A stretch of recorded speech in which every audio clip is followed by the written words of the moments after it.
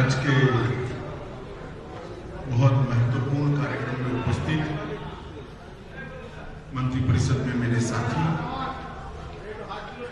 श्रीमान बाबुल सुप्रियो जी, श्रीमान कैलाश विजयवर्गीय जी,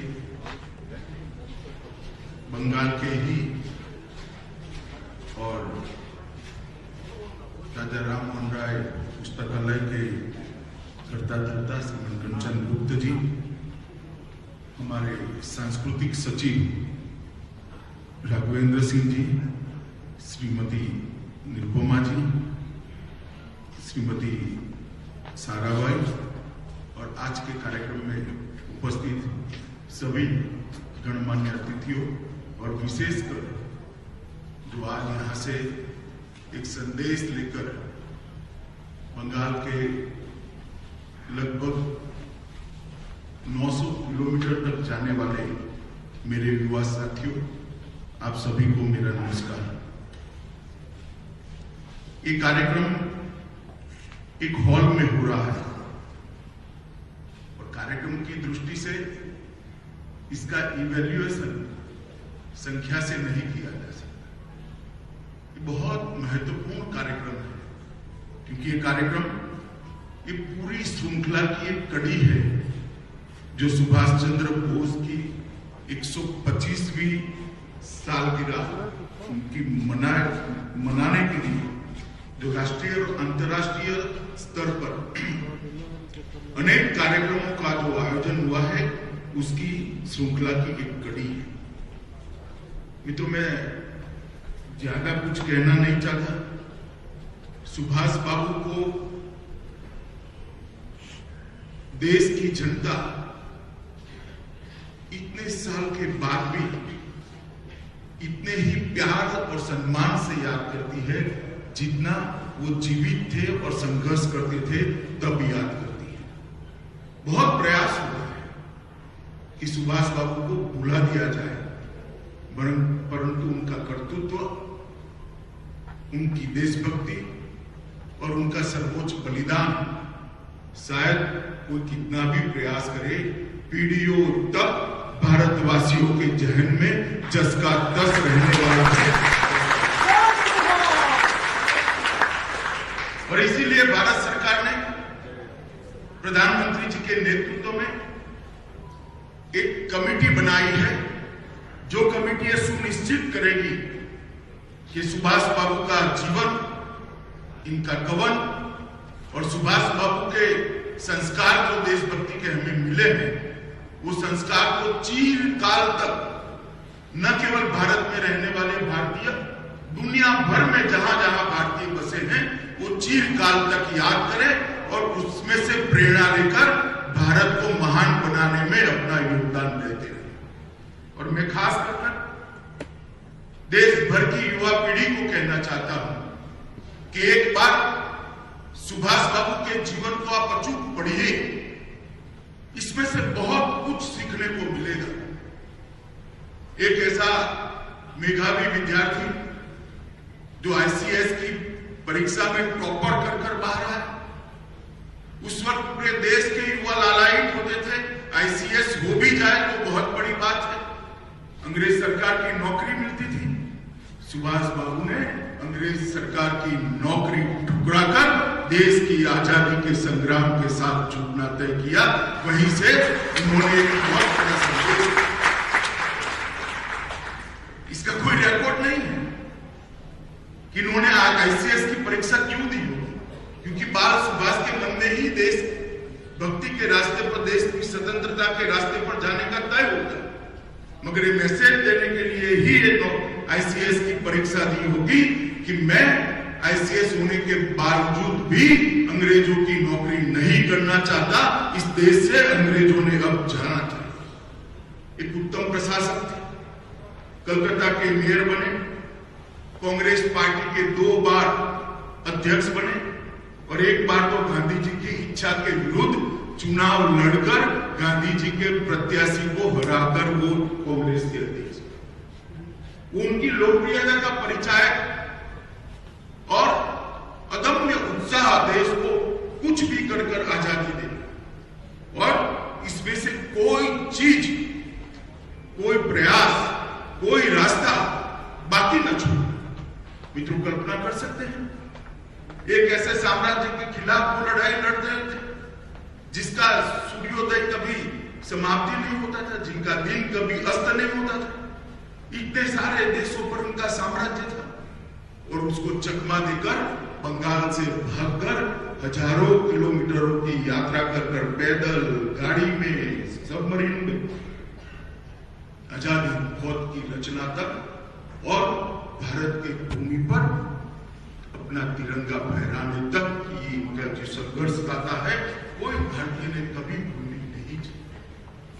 और इसीलिए भारत सरकार ने तय किया है कि 125वां उनका जो साल है उसको न केवल सुभाष बाबू देश के लिए, देश की आजादी के लिए, देश को आगे बढ़ाने के लिए जिन जिन लोगों ने अपना जीवन का बलिदान दिया, जिन जिन लोगों ने अपनी पढ़ाई लिखाई छोड़कर देश के स्वतंत्रता संग्राम में कूद पड़े, उस सभी को एक बार फिर से जनमानस के अंदर पुनर्जीवित करना और उसमें से प्रेरणा लेकर आगे बढ़े। यहां बहुत सारे युवा बैठे। अभी हमने सांस्कृतिक कार्यक्रम में खुदीराम बासु की बात सुनी। इतनी कम आयु में हंसते हंसते वंदे मातरम बोलकर फांसी के फंदे पर चढ़ जाना कोई कम वीरता की बात नहीं। मित्रों, हम लोगों के भाग्य में देश के लिए मरना नहीं, मगर देश के लिए जीना ईश्वर ने हम पर छोड़ा है। मैं युवाओं को खास अपील करता हूं कि जिन्होंने देश के लिए अपनी जान का बलिदान दिया, उसका स्मरण कर कर हम बाकी का जीवन देश के लिए जीना ये तय कर दे तो उनको बलिदान को इससे बड़ी श्रद्धांजलि कोई नहीं। और इसीलिए इस प्रकार के कार्यक्रम की रचना की जाती है कि युवा पीढ़ी इसको जाने, समझे, इस संस्कार को, देशभक्ति और बलिदान के संस्कार को स्वीकार करें। बलिदान का मतलब सिर्फ अपनी जान का बलिदान देना नहीं। बलिदान का मतलब देश के अस्तित्व में अपने व्यक्तित्व को घुला मिल देना, अपने व्यक्तित्व को पिघाल देना भी बलिदान होता है। देश के प्रगति के लिए, देश को महान बनाने के लिए अपना सर्वस्व दांव पर लगा देना भी बलिदान होता है। देश को आगे बढ़ाने के लिए अपनी निजी व्यक्तिगत कैरियर को भी बलिदान करना, वो भी बलिदान होता है। जब आजादी मिल गई, हजारों लाखों बलिदानियों की बलिदान के आधार पर, तब हम देश को कहां ले जाना चाहते? कोई देश की युवा पीढ़ी ने तय करना पड़ेगा। सुभाष बाबू ने अगर कैरियर का सोचा होता तो आज हमारे सामने आजाद हिंद फौज का गौरवशाली इतिहास ही न होता, जिन्हें अंग्रेजों ने हिलाकर रख दिया था। सुभाष बाबू ने अगर कैरियर का सोचा होता तो भारत के ऊपर राज करने वाले अंग्रेजी साम्राज्य को झंझोड़ कर किसी ने रख नहीं दिया। सुभाष बाबू ने अगर अपनी कैरियर का सोचा होता तो देश के करोड़ों युवाओं को 125 साल के बाद भी वो प्रेरणा स्रोत न मिला होता, जिस प्रेरणा स्रोत के आधार पर आज करोड़ों युवा अपना जीवन को उस रास्ते पे ले जाने। मित्रों, नरेंद्र मोदी जी ने जो निर्णय किया है सुभाष बाबू की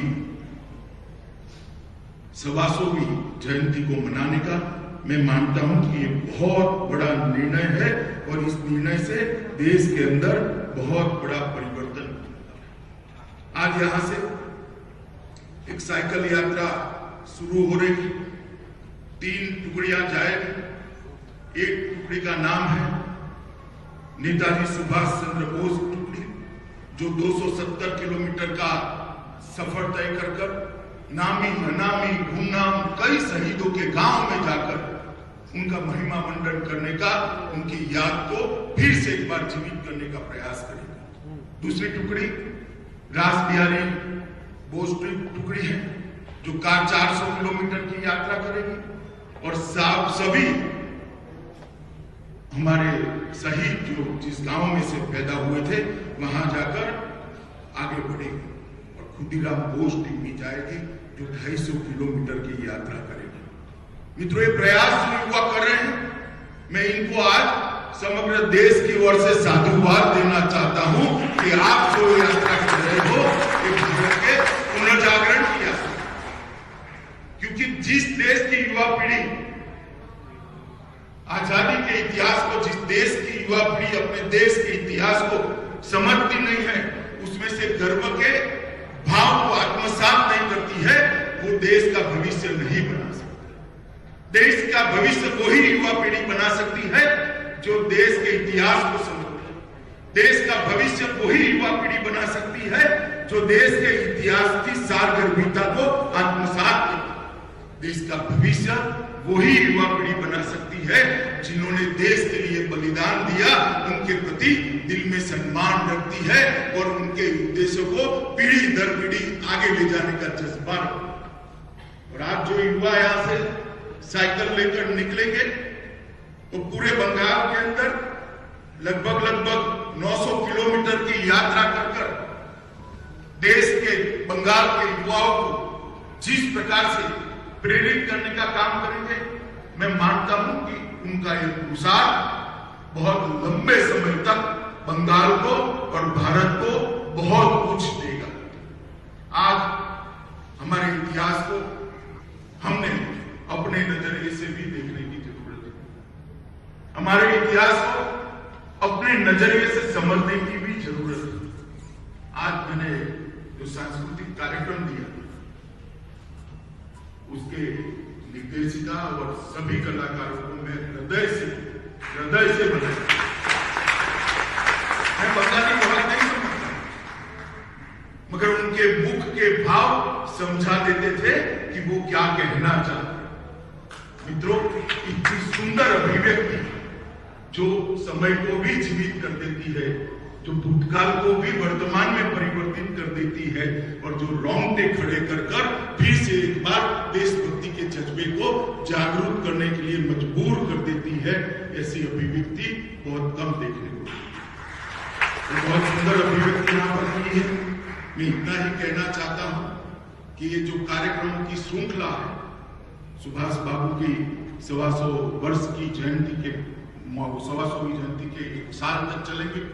देश के युवा इस कार्यक्रमों की श्रृंखला के साथ जुड़े, देश भर के अंदर कार्यक्रम। और जब देश की आजादी के 75 साल होंगे, तब मोदी जी ने तय किया है कि 75वां साल आने वाले और 75 साल तक के लक्ष्य तय कर हम आगे बढ़े, भारत को विश्व के अंदर सबसे महान बनाने की कवायद के साथ हम सब जुड़ जाए। ये 2 कार्यक्रम, ये 2 वर्ष एक साथ आना भी एक अपने आप में बहुत बड़ा सहयोग। सुभाष बाबू का 125 साल मनाने का 1 वर्ष और आजादी के 75 साल के 1 वर्ष, ये हम दोनों वर्षों को भारत की युवा पीढ़ी ने ये 2 साल अपने आप को इस सभी कार्यक्रमों के साथ जोड़ना चाहिए। सभी कार्यक्रमों के अंदर अपनी भागीदारी करनी चाहिए और सभी कार्यक्रमों को आने वाली पीढ़ियों को जिसमें से प्रेरणा ले, इस प्रकार से आगे बढ़ाना चाहिए। मित्रों, मैं इतना ही कहता हूं कि जिन्होंने देश के लिए पूरा जीवन दे दिया, युवा अवस्था में ही अपनी जान का बलिदान दे दिया, बहुत सारे लोगों ने अपनी पढ़ाई लिखाई छोड़ दी, बहुत सारे लोगों ने अपने जीवन को सर्वस्व न्यौछावर कर दिया। इस देश में ढेर सारे ऐसे लोग हैं जिनके पूरे परिवार का, मकान का, पूरी संपत्ति का 10-10 बार कुर्की हो गया, मगर वो परिवारों ने लड़ाई लड़ना नहीं छोड़ा। कई ऐसे लोग हैं जिनको 2 जन्मटिप एक जीवन के अंदर हो गई। वीर सावरकर को एक ही जीवन के अंदर 2 जन्मटिप हो गई। इन लोगों के बलिदान के आधार पर आज भारत यहां तक पहुंचा है, मगर हमें संतुष्टि नहीं होनी चाहिए। इन लोगों ने बलिदान सिर्फ आजादी के लिए नहीं दिया, इन लोगों ने बलिदान दिया था भारत माता फिर से एक बार विश्व गुरु के स्थान पर अपने दैदीप्यमान स्वरूप के साथ विराजित हो, इसके लिए बलिदान दिया था। और जब तक इसकी सिद्धि हम नहीं कर लेते, हमें चैन लेने का कोई अधिकार नहीं। और इसी बंगाल की भूमि से एक आर्षद्रष्टा, एक मनीषी ऋषि अरविंद ने एक भविष्यवाणी की थी, और उसी अरविंद की भविष्यवाणी को मैं ईश्वर के आशीर्वाद समझता हूँ। वो सच होने के लिए ही होती है। उन्होंने भविष्यवाणी की थी कि भारत इतना आगे बढ़ेगा कि फिर से एक बार हम भारत माता को विश्व गुरु के स्थान पर देखा। श्री अरविंद के शब्दों को सत्य में परिवर्तित करने के लिए हम लोगों ने हमारा बाकी का जीवन इस रास्ते पर देना चाहिए, ऐसा मेरा बहुत मानना है। मित्रों, अंत में मैं इतना ही कहना चाहता हूं कि मरते मरते बलिदान करते वक्त शहीदों के मनस्थिति को देखकर एक कवि ने कहा था, शहीदों की चिताओं पर जुड़ेंगे हर बरस मेरे, वतन पर मरने वालों का बस बाकी यही निशान होगा। मैं इससे आगे मेरे तो जरूर लगाने चाहिए, इनकी चिताओं पर हर साल मेरे लगाने चाहिए, मगर जिस उद्देश्य के लिए उन्होंने शहीदी दी है उस उद्देश्य की परिपूर्ति के लिए मेले के साथ साथ अपना जीवन भी लगा देना चाहिए। फिर से एक बार साइकिल लेकर निकलने वाले सभी युवाओं को बहुत बहुत अभिनंदन भी देता हूँ, शुभकामनाएं भी देता हूँ, और सांस्कृतिक मंत्रालय को एक बहुत अच्छी प्रस्तुति के लिए, सभी कलाकारों को बहुत अच्छी प्रस्तुति के लिए मन से साधुवाद देना चाहता हूँ। वंदे मातरम।